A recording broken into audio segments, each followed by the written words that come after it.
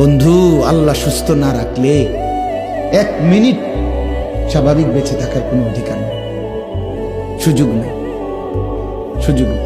সেদিন আমার 1 সপ্তাহ হয়, আমার বাসার পাশের এক ছেলে, 22-23 বছরের ছেলে, তাগড়া ছেলে, 23 বছর বয়স, চাঁদের মতো চেহারা তার, ফুটফুটে চেহারা, লম্বা সুন্দর চেহারা, একটা প্রাইভেট ইউনিভার্সিটিতে পড়ে। রাত্রে 11:30 বাজে সিএনজি করে কোথাও যাচ্ছে, একটা বাড়ি দিছে কাভার্ড ভ্যান, সাথে সাথে শেষ, একেবারে মোসরা এলাইছে সিএনজি। পরের দিন জোহরের পরে তার জানাজা হইছে, আমিও জানাজা পড়ছি। আমি বললাম,